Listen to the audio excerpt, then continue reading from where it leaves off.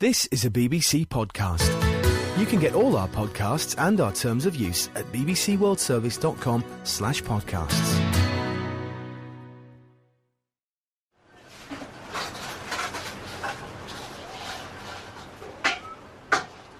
It's early morning in the Govindpuri slums in the south of Delhi. People are waking up, washing, having breakfast, getting ready for the day.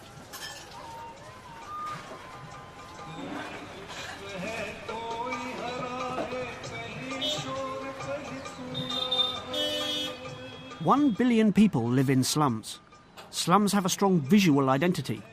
We're used to seeing footage of densely packed, ramshackle homes squeezed onto strips of land in inner cities. But how do slums sound? And how do the people who live in slums experience those soundscapes?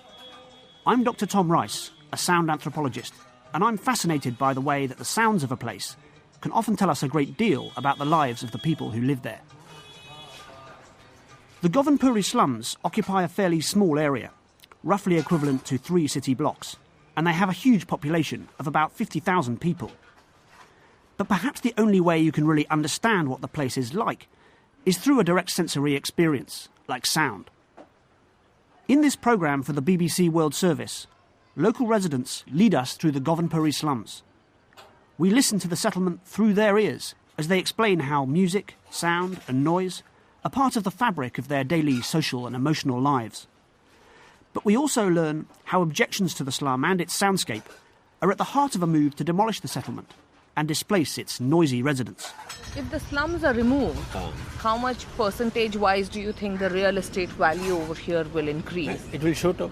Like shoot up by 15, 20, 30%? 30% at least. At least, oh yes. We'll think too about how the slum soundscape reflects the way that India is changing. So come with me on an ear-led journey into the extraordinary sonic space that is the Govindpuri slums.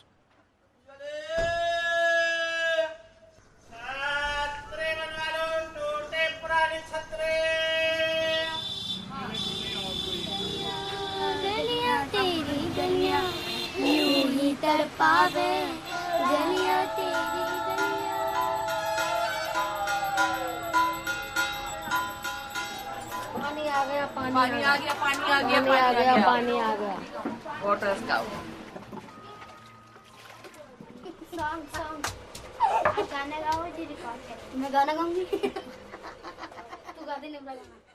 The slum is a maze of alleyways and tightly packed brick houses. Strangers often get lost inside. But fortunately, we have an expert guide to Govindpuri and its soundscape. I'm Tripta Chantola. I'm an urban researcher based in Delhi. I first came to know about Govindpuri through reading her intriguing research.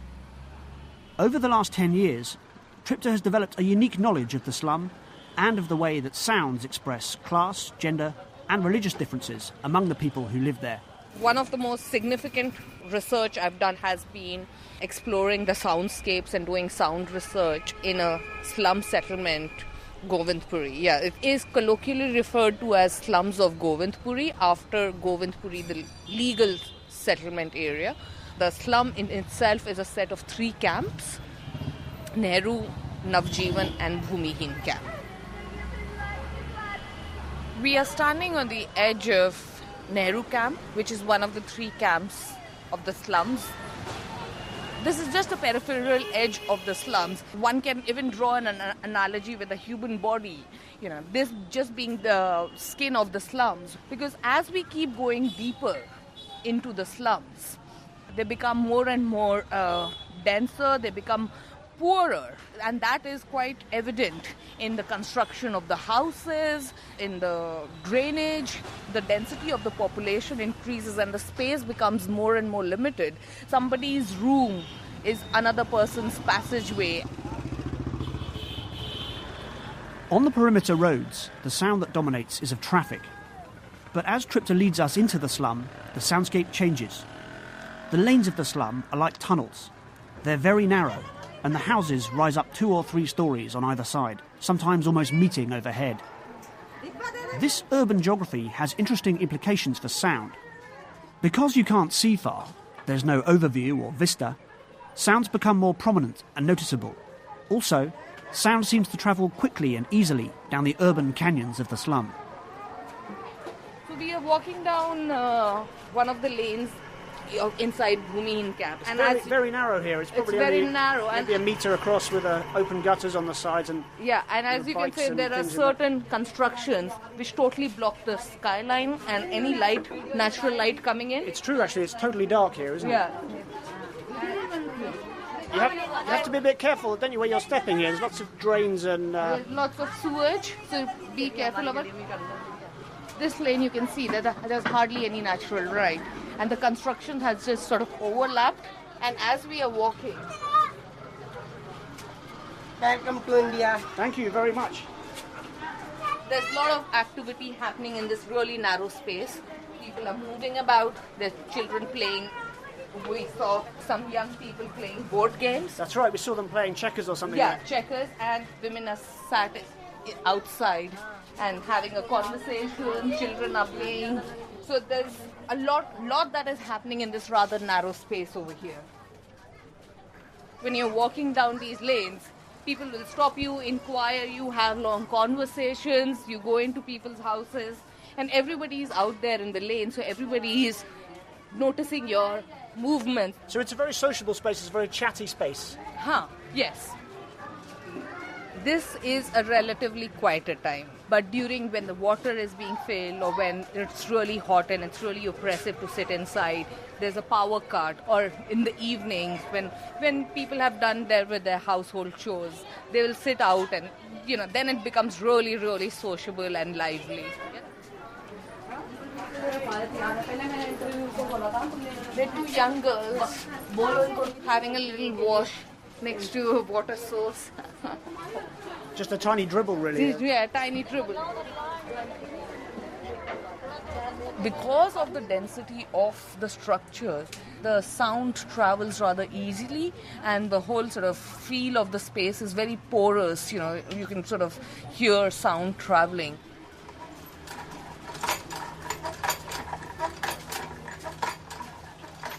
The fact that the slum is sonically porous becomes crucially important in the daily ritual of collecting water.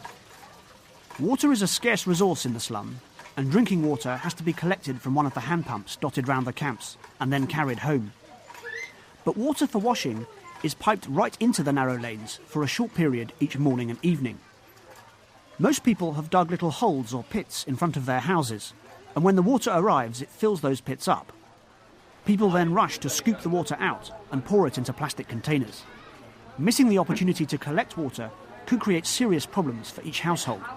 So when the water does arrive, the word goes out. Water is out. Here's Situ, a young mother who lives in the slum. I was surprised to hear her speaking such excellent English. It gave me a new perspective on the education and income levels of some slum residents. Situ has a good job at a company that supplies products to shops in the UK. The biggest sound is here like pani aa gaya hai, like water comes. Waters come. Waters comes. People announce water comes. Rush and just fill your buckets and tubs, because it's just a routine in each and every day, in a morning to evening. They give a 2 hours water in the morning and 2 hours in the evening. So lots of people here who wants to fill their water in tubs, bucket and other. So that is why they shout, okay, water comes, please fill it and store it at your place. So this is the first sound we heard in the morning, I think. Because it's so important not to miss the water, each day people wait expectantly in the alleyways for it to arrive. When it does, they swing into action.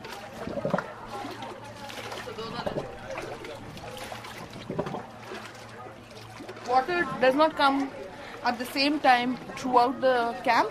So half an hour back it was in the lane before this, now it's over here. I see. Yeah. My goodness, probably within a 50-metre stretch of passageway there's about maybe 20 different families all out with their containers filling up. Amazing. Yeah. This guy next to us, what's he doing? He's filling water in cans and he's using a bottle which has been cut and using the top of it upside down as a funnel. And having to move out of the way of people carrying past jerry cans, big cans, which they're just lining up all down the alleyway here. Yeah.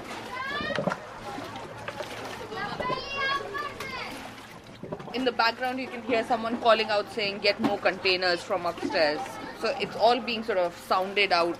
People are calling out to saying that water has come, get more containers, I am in the queue. So all of that is happening in the backdrop. Even 15 minutes back, it was one of those quiet afternoons where we were just sat around and as the water keeps filling and over the next half an hour, the sort of soundscape keeps getting denser and denser, and people will keep coming out, so conversations will start happening. So it's sort of, the transformation is quite dramatic. Yeah, suddenly the whole place, having been really calm and chatty, is now full of bustle. Yeah, and everybody's activity. Yeah.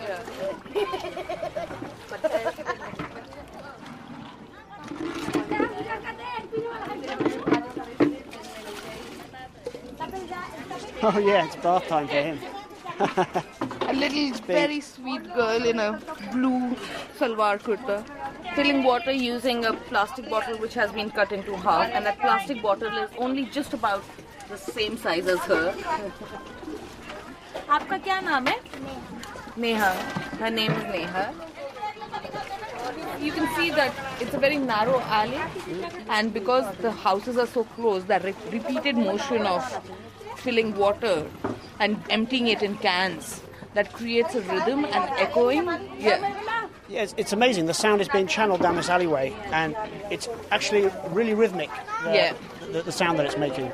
This sound is interspersed by women just having casual banter. For instance, right now, Bitya, she's talking to this really beautiful young girl wearing black, telling her that I'll tell your mother about your flirtations. And the mother is just sat right over there. Yeah. Sound travels easily and fluidly through the slum. This means that residents are always within earshot of their neighbours. Here's Situ again. She's the young mother we spoke to earlier. I told you it's just a small area and we can easily listen to each and everybody's conversation because of its very congested area. One room becomes house here. Stone, paper, scissors. Stone, paper, scissors. There are so many children who are playing in a street and they are shouting. So it's another version of sound you can say here. Like they are playing cricket. Okay, I just put it 6. Catch it. They're giving a running commentary. They are doing a running commentary. So it's another version of sound you can say here.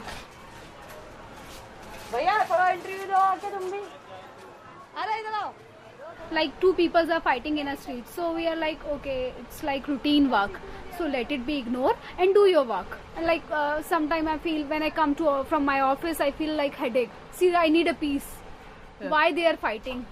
And if I am going to stop them, please don't fight. And I am restless, then say, so that's your problem. If you are having a headache, it's not our problem. So the soundscape is experienced as noisy by some. But noise and noisiness might not always carry the same negative connotations in India as they do in many Western countries. I'm Shireen Miller, and I'm a long-term resident of Delhi. I think that, noisiness or noise has much more negative connotations in certain Western cultures than it does in India. So it's not seen in that sort of negative way. And in fact, people might see it the reverse, that, one of the things that they might find hard to adjust to is the kind of quietness when you move west, or if you go definitely from India to, say, a country like England. That's one of the things that people find quite hard and are not used to, that sort of almost like a deathly silence. For them, it can be quite depressing. It's kind of seen more as something that is vibrant rather than as a negative thing of it being noisy. Perhaps the best way to understand the slum soundscape is to consider it in terms of what appears at first hearing to be its opposite, the soundscape of the rainforest. Professor Stephen Felt is also a sound anthropologist. He spent time immersing himself in the sounds of the rainforest in Papua New Guinea. When he moved on to the populous urban soundscapes of Accra, the capital city of Ghana, he was intrigued by the similarities. In both places, sounds become multi-layered and interwoven, creating a real complexity and density of sound. My anthropology of sound research in Papua New Guinea concerned ways rainforest ecology relates to poetry and song.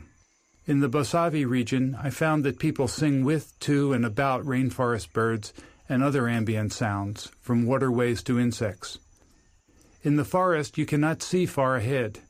Sound takes over from vision as the indicator of height and depth, as sounds overlap, alternate, and interlock. After living in and recording the Bosavi sound environment for many years, I began to do research in urban West Africa. And there I've experienced the same density of overlapping, alternating, and interlocking sounds, from sources variously human, environmental, mechanical, and technological. While it's possible to see much more in the cityscape, the interaction of sound and vision in urban space strikes me as no less dense or multi-layered than in the rainforest. Although the soundscape of the slum is busy and dense, it is possible to find moments of relative quiet. Tripta took me to a small workshop where a part of the horns for motor vehicles is assembled. It's a really small room, and there are about 5 women sat very close to each other, like quite literally back to back, dealing with this little contraption which I'm trying to hold in my hand, and which would be how big? Maybe 2 centimetres square? Yeah. It's a little circuit board, isn't it? Yeah, it's a little circuit board. Because the work is so intricate, it's quite like around us there's so much of bustling happening, but it's pin drop silence. You can almost hear the concentration. Yes, yes. Everything that happens, all the activities, they leave a sonic mark, so to say. But over here, yeah, you can hear the silence, you can hear the concentration. Migrants come to live in Govindpuri from many different areas of India, so there's real linguistic, cultural and religious diversity in the dense concentration of people in the slum. The presence of different religious communities in particular becomes obvious from the soundscape.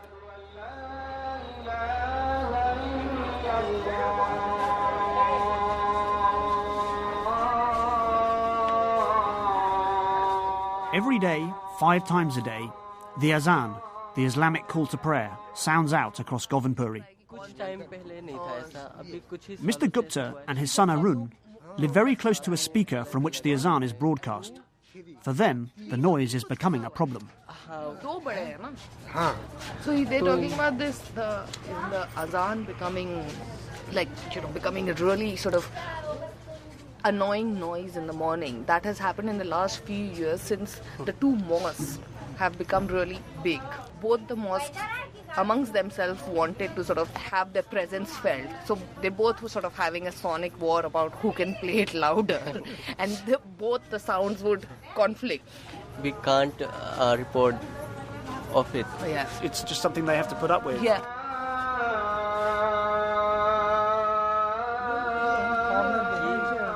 It's quite loud, the azan here, isn't it? Yeah. From where we are, the mosque is really close by, just about 25-30 yards, and you can really hear the azan very, very clearly and loudly.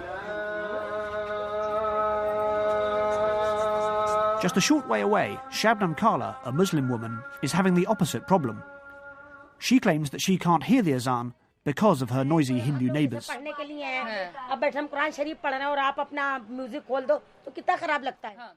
Some people might want to worship in the morning. For instance, perhaps I've come to read the Holy Quran. Now we're reading the Quran and they put on their loud music. That's just wrong, isn't it? If we ask them to lower the volume, they say we're listening to it in our own house. What's it got to do with you? Recently it was Ramadan and we were fasting. So in the evening it's time to break our fast and we can't hear the azan, the call to prayer, properly. They turn the volume on their TVs up. They're not bothered about us not being able to hear it. But if we can't hear the call to prayer, we can't break our fast. Now we shout from inside, can you turn it down? Can you turn it down? When they don't listen, then we get really angry. We ask them to turn it down until the azan finishes. After that, they can do what they want.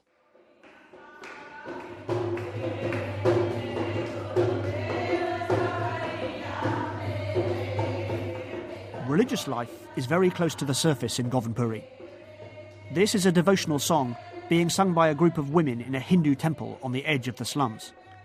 Some of the women are dancing, swaying back and forth to the music with ecstatic expressions on their faces. One of them is Ashad Fiji.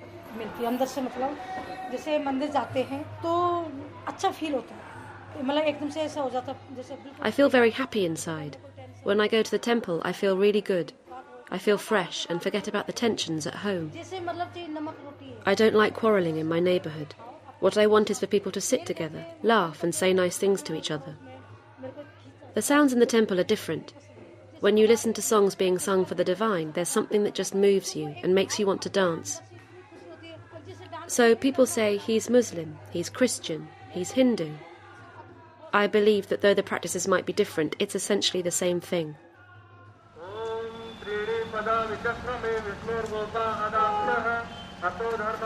Just a short way away, devotional chants can be heard, drifting out from another temple. And at this roadside shrine, another ritual is in process.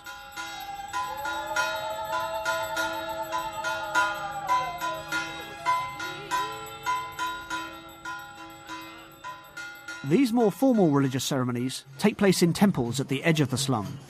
But religious life also goes on in ordinary households, deep inside the slum itself. So we are in someone's house in Navjeevan camp. It's a small room. There's a group of women, and in the middle of the room, there's an idol of... कौन सी भगवान है ये शेरावाली माता. शेरावाली माता.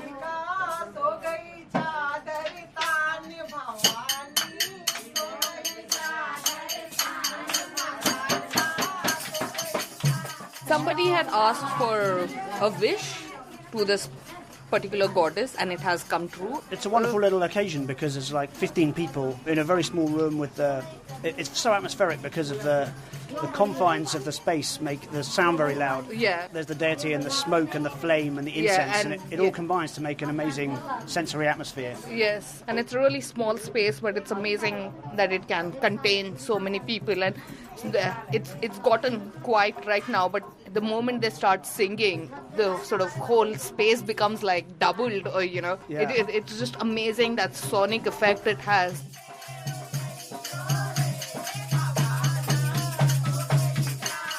I'm Dr. Tom Rice, and you're listening to Govindpuri Sound from the BBC World Service. We've heard how the density and diversity of the slums' population and the extraordinary physical space of the slums create a unique soundscape.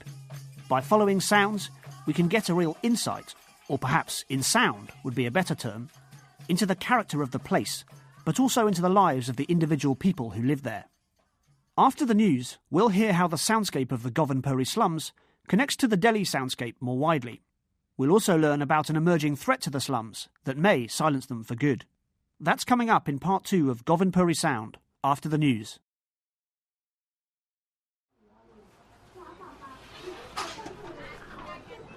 Welcome back to Govindpuri Sound. I'm Dr. Tom Rice, an anthropologist with a special interest in sound and the roles it plays in different cultural settings. In this programme for the BBC World Service, we're finding out what sounds can tell us about life in the Govindpuri slums, a large illegal settlement in South Delhi. In the first part of the programme, we listened closely to the slum itself, and in this part, we'll hear how the sounds of the slum connect to the wider soundscape of Delhi. One sound you often hear in the Govindpuri slums is the cry of hawkers, people who walk the streets selling anything from pearl strings to pressure cooker whistles. This hawker was selling hairbands and bits of plastic jewellery. Artist Rashmi Kalika has made a collection of the hawker cries she hears in the area of South Delhi where she lives. She's woven them into an extraordinary composition.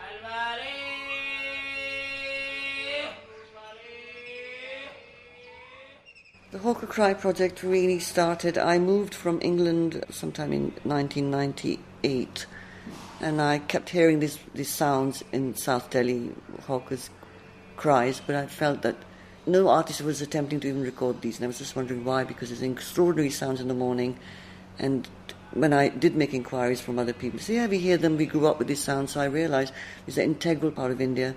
Traders do move around from colony to colony, and they just hawk, and all different hawkers have different sounds that they throw over walls, buildings, so people do come and buy their wares. Every morning I would stand at a particular spot and then buy their wares. And then I would say, do you mind if I take a recording? Normally they would oblige. And I did manage to record in the region of about 2,000 voices.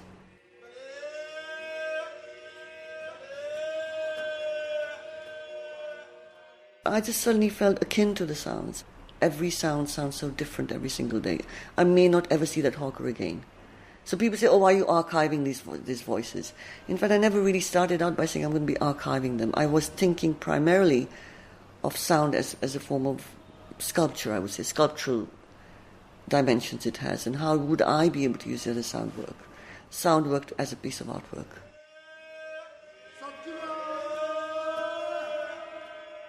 They don't think themselves they have a skill, because for them it's a living. They have to sound in a particular way.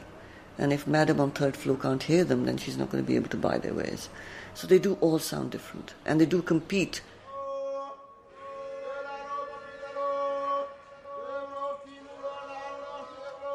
I keep going back to the malawalas, the people who kind of do the jewellery repair work and the stringing of beads. They all sound the same. And I did wonder at one point, do they really come from the same family? So sometimes sounds are adopted, like malawala, malawala. So even if there's a different pitch, it's malawala. So these actually do vary, but they are the same kind of rhythm. There's the same rhythm to it, but the pitches may vary, yes. And even the pressure cooker wala, you'll sound like pressure cooker. So they tone it in such a way that it always has the same tune to it. But of course the voices are different.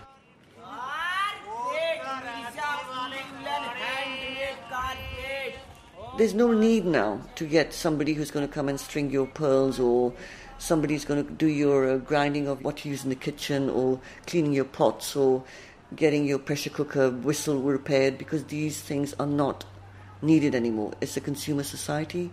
People are going to dispose their things and encouraged to buy new things. So these people will disappear eventually. And they are disappearing. In fact, I don't see some of the people I used to see.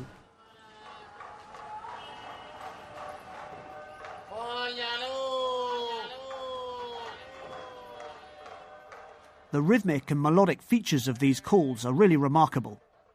Of course, India is a country with strong traditions of vocal performance. In the Govindpuri slums, I often found people preferred to sing rather than be interviewed. तुमको देखा तो ये ख्याल आया अभी मुझ में कहीं करते हैं अंदर से के बुढ़िया बोली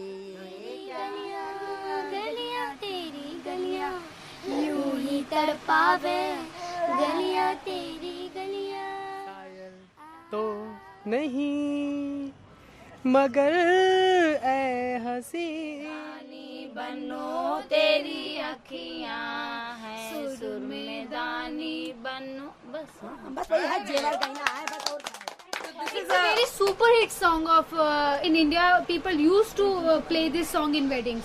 It's a very famous song in India.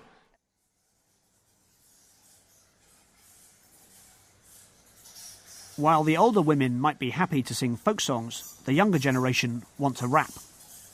Not far away from Govindpuri is another slum, home to two rising stars of the rap world. Asta Chauhan arranged for me to meet them. The rendezvous was an abandoned 14th century mosque. This is a really amazing spot.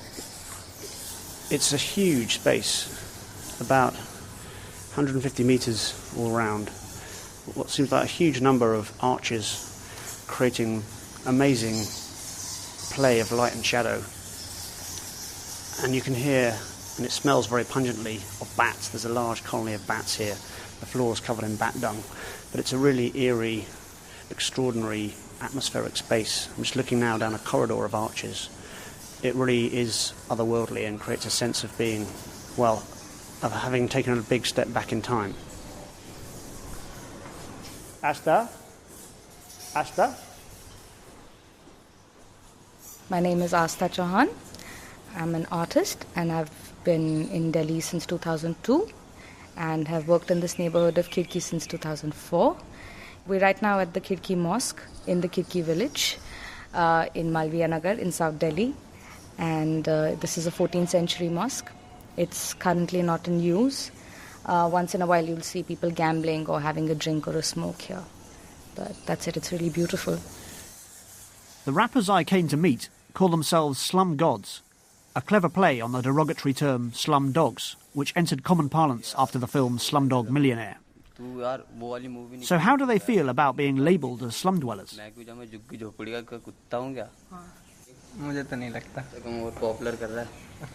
good? It makes us more popular. Don't say anything negative about the slum and it's cool because they hold it with pride. Yeah.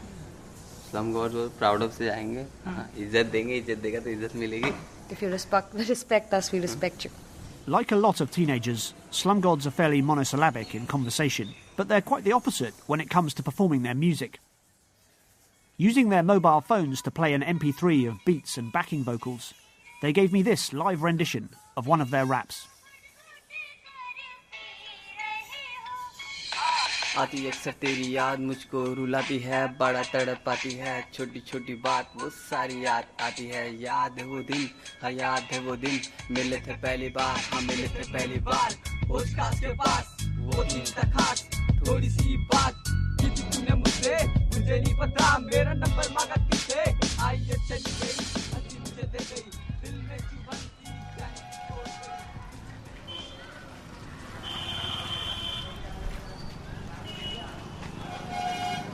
It's not all about producing new sounds. Some people want to control existing ones. As we heard in the first part of the programme, the honking of car horns may not reach the very heart of the Govindpuri slums. The lanes are too narrow for cars to go there. But anywhere near the edges of the slums and on across huge swathes of Delhi, honking dominates the soundscape. One person who thinks honking has gone too far is Ravi Kalra. I went to meet him.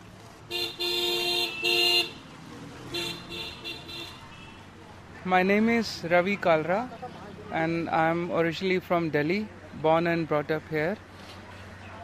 I'm very concerned because people blow horn unnecessarily too much while driving. The 70% noise pollution in our metropolitan cities in India is through unnecessarily vehicular honking. And my activities in past made me travel to somewhere 42 different nations. Whenever in any civilized country I've been, I never saw honking being misused. Over there, the definition of horn is that it is meant for emergency. But in our country, the definition of horn is completely vanished. We use horn like a baby rattle. So I decided to start the battle in 2008 to educate everyone not to blow horn so that we can make our country a better place for better living. What did your campaigning involve? I decided to make slogans and these are called do not honk slogans. I wrote two different slogans. One says do not honk and other says that even dog never bark unnecessarily. So these were the two campaigns I started in that look at the air traffic. So my teams, myself, often we are on roads, we stop traffic and speak to the drivers and try to convince them that do not horn unnecessarily. And we have these special stickers made by my own savings and we take permission and paste on the back bumper of their car so that the message keep floating. What would you say to somebody who said, well, the honking is a really distinctive part of India and it would be a real shame if people were to stop honking? It would be a loss of the auditory culture. I believe it is a very wrong statement and our country is getting harmed due to that. We get headache, the blood pressure goes very high, so it has health effects also. So I strongly believe that anybody who says that honking is very important, then I think they are abusing and they are not the nation's soldiers.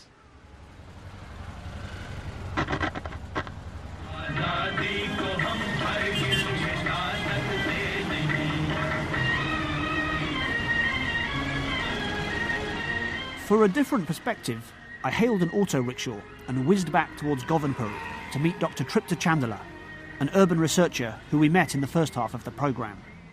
She's been doing research on the slums of Govindpuri for more than a decade and is an expert on its soundscape. But where are we going? So, Tripta, you brought me to a horn repair specialist. Yes, and yeah, it is on the sort of edge of Govindpuri, and it's a really quaint shop. And he has a really big board. The board is almost bigger than the shop itself. It says the name of the shop, which is Amjad Horn Repairing, and that over here all kinds of horn can be repaired, and new horns of a certain company, Jalwa, are available over here. So now we are going to talk to the man himself. I just ought to say that it's a great location for a horn shop. He's right beside the main road. Yes, yeah. And there'll be a lot of horns in the background. Yeah.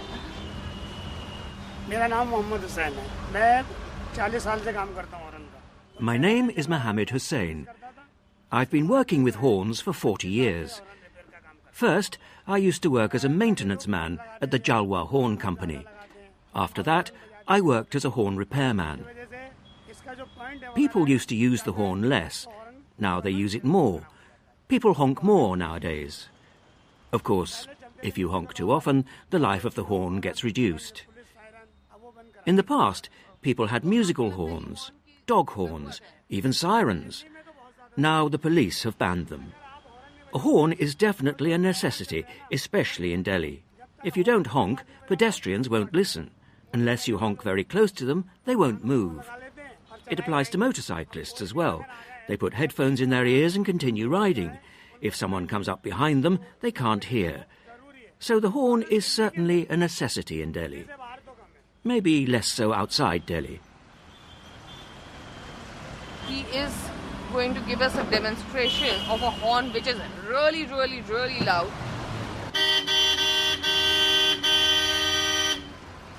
Thank you very much. We'll leave you in noise.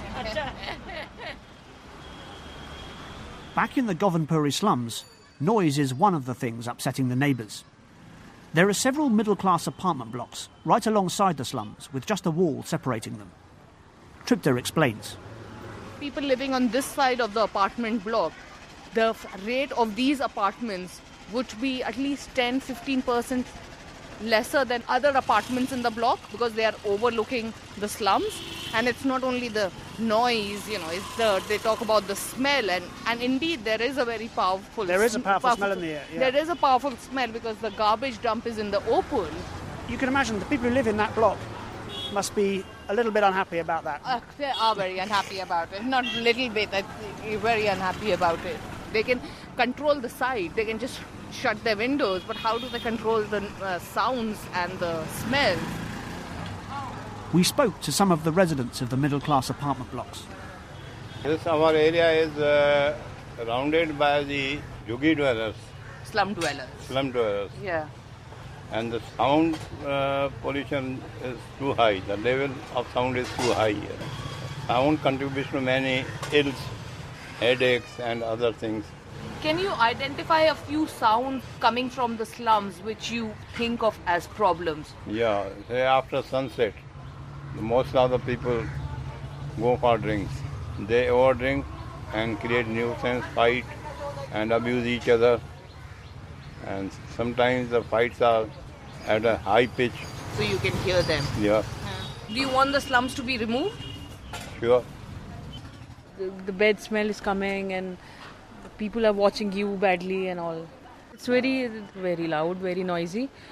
Because they're the small people, they're shouting, they're playing music loud at night. And where you live is very different. It's very different. They're very quiet. People, behave properly. इनके यहाँ function आधी रात तक होते हैं, बच्चे पढ़ते हैं, तो They have their functions till late at night, but our children have to study. They have speakers that make loud noise and disturb the children when they're studying. We have to go and ask them to turn it down. Sometimes we have to report it to the police. They make dirty noises, dirty swearing. They fight between themselves. I don't like that at all, so I come inside my house and close the doors. The children are studying, and on a daily basis you can hear noises from loudspeakers in the slum. If someone is ill, if the children are studying, or if they have exams, the people in the slums don't care. This is the problem we have.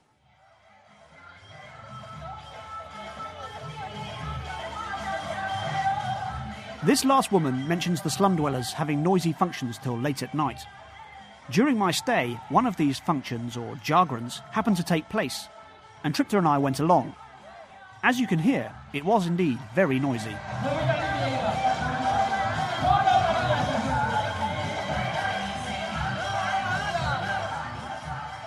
Delhi is a bursting modern city. Property prices are soaring, and apartment blocks seem to be springing up on every available patch of land. In aspirational modern India, competition for space and the control of space is intense and extends even into the realm of sound. In fact, objections to the soundscape of the Govindpuri slums are at the heart of a move by middle-class residents to get the settlement demolished, displacing what they see as its noisy occupants. It's easy to imagine that having a park or even other apartment blocks instead of a slum close by would give a huge boost to local property values. For some, there's also a strong sense of entitlement to a middle-class way of life. If the slums are removed, how much percentage-wise do you think the real estate value over here will increase? It will shoot up. Like shoot up by 15, 20, 30%? 30% at least. At least, oh yes. When I moved here, I was told that this was all going to get cleared. That was one reason for buying up this apartment, but it has not happened. And it's the first time that I've understood what it is to live close to a slum. It is at times extremely irritating. As a resident, as a citizen, we are entitled to a reasonable, clean surrounding, a middle-class surrounding, and you don't have it, you don't get it. So that kind of gets your goat. You know what I mean? Have you ever walked right through the middle of the slum here? No. Never into the interior? No. Never had the courage to step into it. I think the smells and the dingy surroundings, I just don't want to perhaps even see it. Middle-class residents may complain about the noise of the slum, but Tripta and I were struck by the quietness of one particular voice we came across. It belongs to a young woman who has recently worked as a surrogate, and the week before we met her had given birth to twins. Her voice is diminutive, subdued. Although not all women in the slum have quiet voices by any means, she does remind us of the expectation placed on many women in India to be meek and subservient. Her story is also a reminder of the many quiet struggles for survival being fought each day in the Govindpuri slums. तो ये जब आपने ये surrogacy का हुआ था, तो ये कैसे आपने सोचा? ये मतलब ऐसी सोचा, कर्जा ज़्यादा था ना. So when surrogacy became a possibility, what did you think about it? I didn't really think. I mean, my husband was in a lot of debt. I thought if I did this, I could pay off the debt. Your husband didn't have an issue with it? No, he didn't have a problem with it. So after the burden that your body went through, the caesarean section, and with the operation you had to undergo, do you think you'll ever become a surrogate again? Never. It was very difficult? Yes, it was very difficult. How many stitches do you have? I don't know, but the mark is really long, right across my stomach. You have 4 kids, right? I have 4. You have just delivered the babies a week back. Will you do something like this again? No, never. Why not? It is very painful, and I have a lot of other difficulties as well. Do you feel sad? Yes, I am very sad, and I can't even walk properly right now. You carried the babies for 9 months, and then you had to give them up. Did you feel bad about that? No, they didn't show me the babies. They didn't even tell me the sex of the child. I was blindfolded during the entire procedure. I even asked the doctor. I asked him to just tell me what was the sex of the child. He responded that it was none of my concern.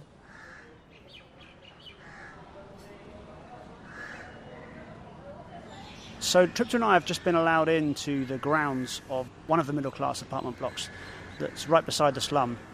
And the difference in the soundscape is just incredible. It's so peaceful here. You can hear birds, you can hear wind in the trees, something you would never hear in the slum at all. It's just extraordinary. Yeah, like as when we walk inside the lanes of the slums, there are areas where you don't get any natural light, let alone the wind, let alone the sort of, the natural soundscape, so to say. The contrast is quite amazing. Yeah, I feel like I'm in a different world, I really do. Yeah, it is a different world.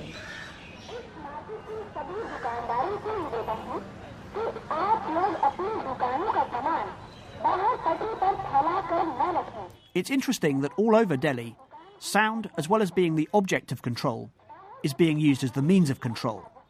In public places, auditory warnings like this one attempt to impose approved codes of behaviour onto those whose ears they reach.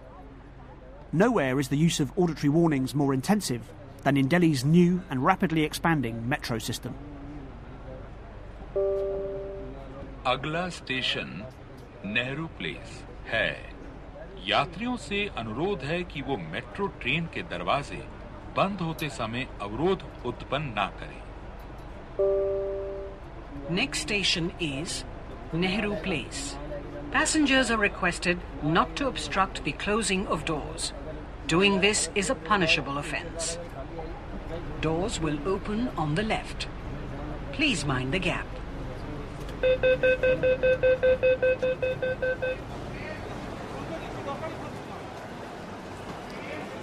So, Tripta, where are we now? We're in a market complex called the Nehru Place District Market Complex. It was made part of the Delhi Master Plan in mid-60s, and it started coming up in early 70s. One of the reasons why I wanted you to come over here is because right behind the complex there was this huge bustling slum settlement. It was demolished and it has now been renovated into this huge, well-manicured public park. It would not be unfair to say that the slums of Govindpuri, considering the real estate they are occupying, the prices of it is just increasing, that it might suffer the same fate, that it might just disappear one day to be transformed into a space which would have no mark, no recollection, no history of that there existed anything else but that park. Song. आप गाना गाओ जी record कर। मैं गाना गाऊंगी। तू गा दे निबला गाना। तू गा दे। ये क्या आता है?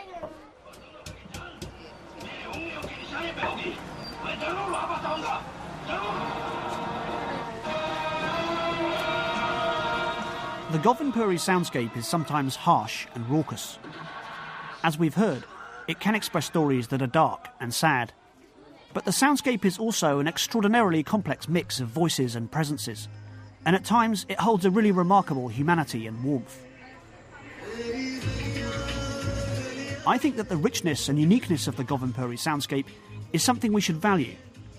But as Delhi continues to develop, a slum, as Tripta says, can quickly disappear to be replaced by a park, though it might just as easily be a road or a shopping mall. So perhaps, in the end, the sounds of the Govindpuri slums have something else to teach us. The fact that they are fleeting and quickly fade is a reminder that the slums themselves are temporary and transitory too. Govindpuri Sound was produced and presented by me, Dr. Tom Rice. It was a peer production for the BBC World Service. There are dozens of different podcasts now available from the BBC, including news, documentaries, science, business, arts and sport. For details of them all, go to bbcworldservice.com/podcasts.